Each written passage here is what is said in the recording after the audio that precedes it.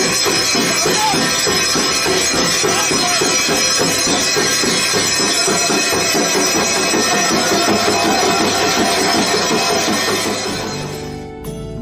दोस्तों, मैं हूं मीना, आपकी दोस्त। स्वागत है आपका मेरे चैनल पर। और जैसा कि आप जानते हैं कि सावन के इस पवित्र महीने का आज आखिरी सोमवार है। और दोस्तों, मैं आपको बस संक्षिप्त में बताना चाहूंगी कि मेरे पिछले वीडियो पहले सावन सोमवार पर मैंने आपको हरिद्वार के एक प्राचीन गुप्तेश्वर महादेव के मंदिर पर दर्शन करवाई, यात्रा करवाई।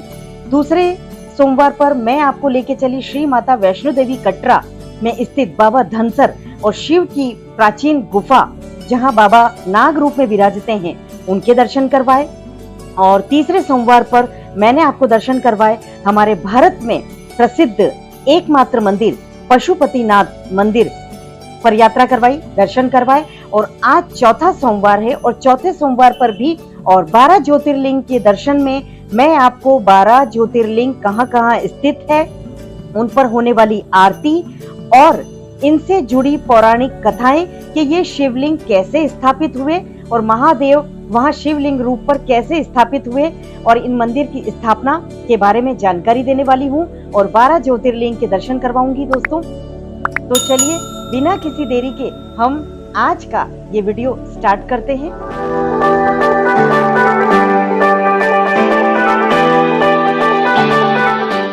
फ्रेंड्स, आज की 12 ज्योतिर्लिंग की यात्रा शुरू करते हैं।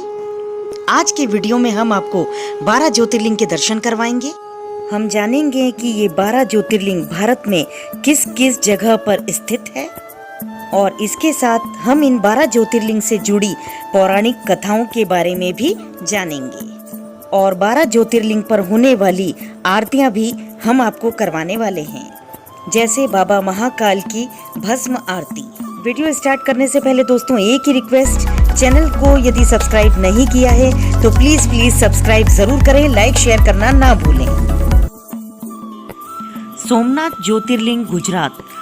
सोमनाथ ज्योतिर्लिंग 12 ज्योतिर्लिंग में सबसे पहला ज्योतिर्लिंग है और ये गुजरात के सौराष्ट्र में स्थित है।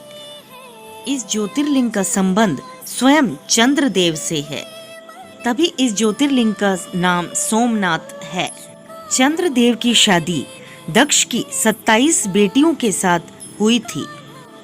27 रानियों में से चंद्रदेव रोहिणी नामक रानी का ज्यादा ध्यान रखते थे और बाकी रानियों पर ध्यान नहीं देते थे। इस पर क्रोधित होकर चंद्रदेव को दक्ष ने श्राप दिया कि चंद्रदेव की रोशनी का तेज कम होता जाएगा और इससे बचने के लिए चंद्रदेव ने शिव की उपासना की और शिव ने प्रसन्न होकर उनको इस श्राप से मुक्त किया। पौराणिक कथाओं में कहा गया है कि चंद्रदेव ने इस मंदिर को सोने का बनवाया था। उसके बाद रावण ने इस मंदिर को चांदी का और फिर श्री कृष्ण ने इस मंदिर को चंदन का बनवाया।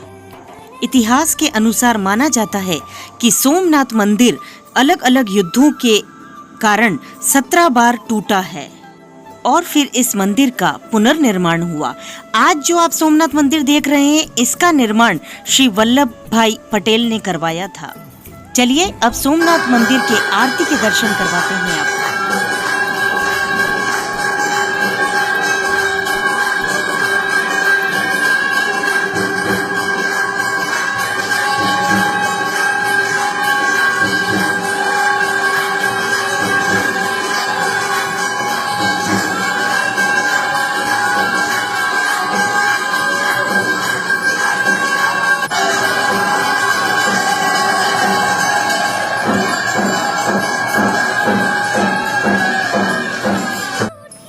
मल्लिकार्जुन ज्योतिर्लिंग श्रीशैलम। मल्लिकार्जुन ज्योतिर्लिंग आंध्र प्रदेश में श्रीशैलम नाम की जगह पर कृष्णा नदी के तट पर स्थित है। इसकी पौराणिक कथा कुछ इस तरह है। जब भगवान गणेश और कार्तिक के विवाह की बात चल रही थी, तब प्रश्न उठा कि किसकी शादी पहले होगी। इसका निर्णय करने के लिए भगवान शिव ने दोनों को विश्व का चक्कर लगाने के लिए कहा। इस पर भगवान कार्तिकेय तो अपना वाहन लेकर निकल गए और श्री गणेश जी ने चतुराई दिखाई और भगवान शिव और पार्वती माता पिता के ही साथ चक्कर लगा ली। जब कार्तिकेय वापस आए तो उन्हें लगा कि उनके साथ छल हुआ है, तो वह रूठ कर क्रौंजा पर्वत पर जाकर बैठ गए। माता पार्वती के कई बार समझाने पर भी उन्होंने अपना हट नहीं छोड़ा और वो कैलाश वापस नहीं आए। तब भगवान शिव और पार्वती कैलाश छोड़ के श्री सैलम में आकर रहने लगे और इस तरह से यह प्रसिद्ध हुआ मल्लिका अर्जुन ज्योतिर्लिंग के नाम से। महाकालेश्वर ज्योतिर्लिंग उज्जैन मध्य प्रदेश। महाकालेश्वर ज्योतिर्लिंग उज्जैन में क्षिप्रा नदी के तट पर स्थित है। माना जाता है कि महाकालेश्वर ज्योतिर्लिंग स्वयं भू है, यानी कि वो स्वयं प्रकट हुए हैं। महाकालेश्वर ज्योतिर्लिंग की सबसे बड़ी विशेषता यह एकमात्र ज्योतिर्लिंग जो दक्षिण मुखी है। यहाँ पर हर रोज सुबह 4 बजे भस्म आरती होती है, जो कि पूरे विश्व में प्रसिद्ध है। उज्जैन के लोग महाकाल बाबा को इस नगर का राजा मानते हैं। आइए अब महाकाल की आरती के दर्शन करते हैं।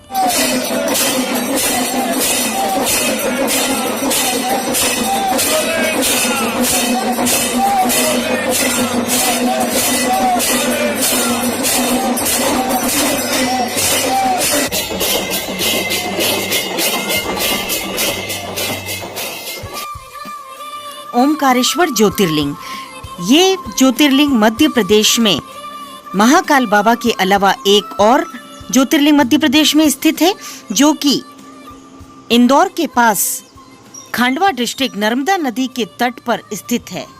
ये ज्योतिर्लिंग जिस पहाड़ पर स्थित है वह नर्मदा नदी के बीच एक द्वीप है। इस पहाड़ के चारों ओर नर्मदा नदी बहती है और इसी कारण इस पहाड़ का शेप ओम के आकार में है, इसलिए इस ज्योतिर्लिंग को ओमकारेश्वर के नाम से जाना जाता है।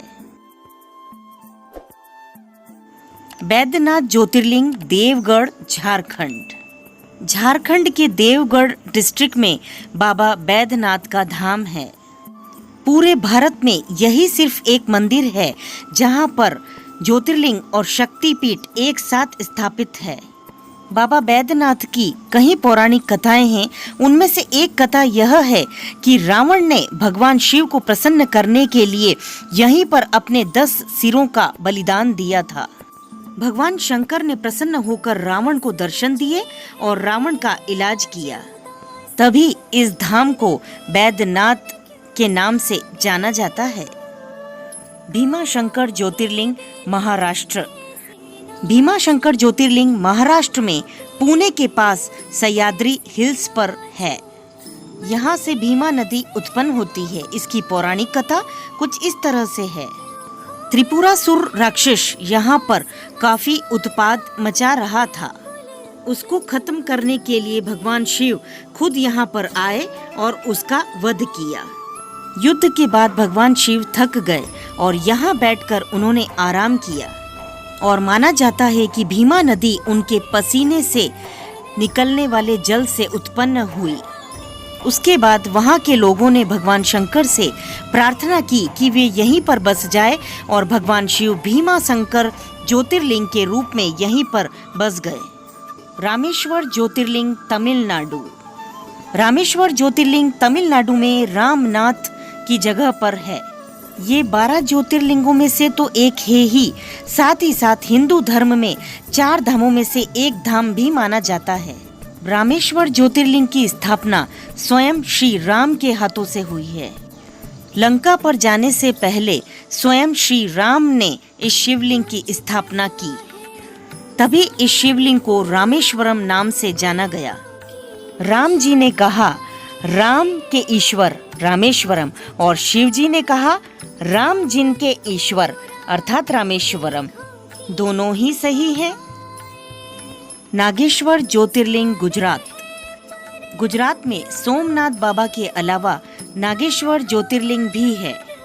ये ज्योतिर्लिंग गुजरात में द्वारका के पास तारुकावना नामक जंगल में स्थित है। ये ज्योतिर्लिंग बाबा शंकर के नागों के रूप को दर्शाता है। शिव पुराण के अनुसार इसकी एक कथा यह भी है। माना जाता है कि यहाँ पर एक राक्षस का जोड़ा रहता था जिसका नाम था दारुका और दारुकी। तारू की माता पार्वती की भक्त थी और माता पार्वती से उसे वरदान भी मिला हुआ था। लेकिन तारू का यहाँ पर काफी उत्पाद मचाने लगा और लोगों को परेशान करने लगा। उसने सुप्रिया नामक शिव भक्त के साथ कई अन्य लोगों को बंदी बना दिया और तब सब लोगों ने शिव जाप शुरू किया और बाबा ने यहाँ पर ज्योतिर्लिंग का रूप धारण किया। सभी की रक्षा के लिए बाबा महादेव यहाँ पर नागेश्वर ज्योतिर्लिंग के रूप में विराजमान हैं। विश्वनाथ ज्योतिर्लिंग वाराणसी।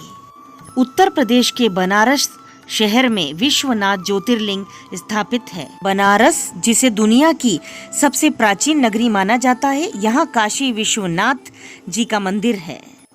काशी धार्मिक नगरों में सबसे ज्यादा महत्व रखता है और यह नगरी गंगा नदी के तट पर बसी हुई है। काशी विश्वनाथ जी के दर्शन आदि शंकराचार्य जी जैसे कई गुणी विद्वानों ने किए हुए हैं। इस स्थान के बारे में मान्यता है कि यदि प्रलय भी आया तो यह काशी नगरी का कुछ नहीं बिगाड़ पाएगा। माना जाता है कि शिव जी इसे अपने त्रिशूल पर उठा लेंगे और सब कुछ ठीक हो जाने पर पुनः इसी स्थान पर स्थापित कर देंगे। जो मंदिर हम आज देख रहे हैं, इसका निर्माण देवी अहिल्याबाई होलकर ने करवाया था। और अब करते हैं काशी विश्वनाथ जी की आरती के दर्शन।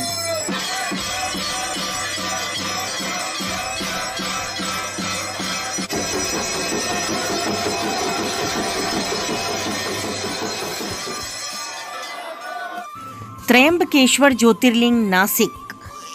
महाराष्ट्र में नासिक के पास त्र्यंबकेश्वर ज्योतिर्लिंग है।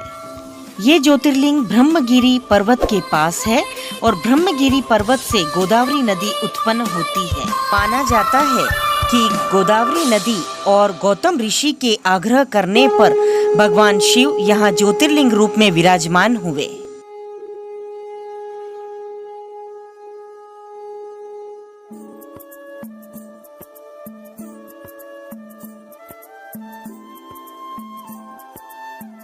केदारनाथ ज्योतिर्लिंग उत्तराखंड। केदारनाथ ज्योतिर्लिंग उत्तराखंड में रुद्रप्रयाग जिले में स्थित है। गौरीकुंड से आगे जाकर मंदाकिनी नदी के तट पर बाबा केदारनाथ विराजित हैं। इस मंदिर का निर्माण पांडवों ने करवाया था।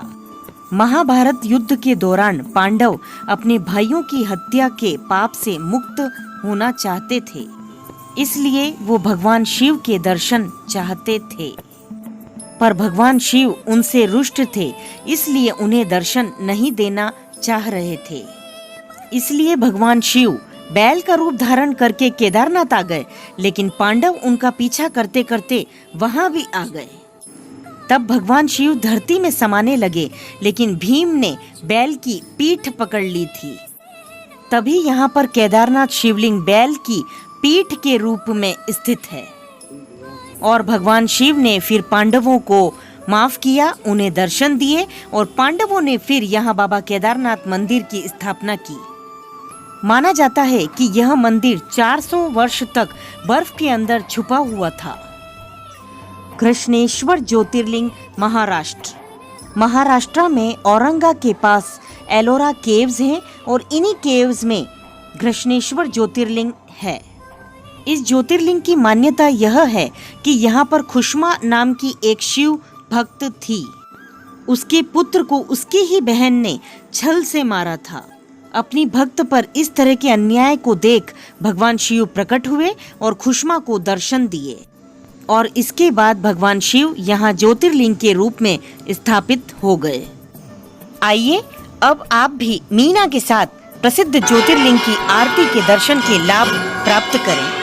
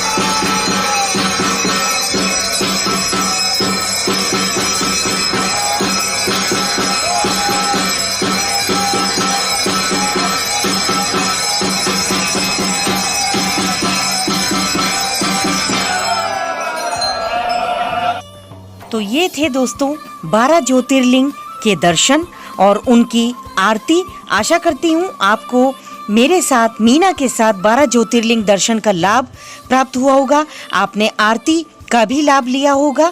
वीडियो पसंद आया हो तो मेरे चैनल को सब्सक्राइब, लाइक और शेयर करना ना भूलें दोस्तों।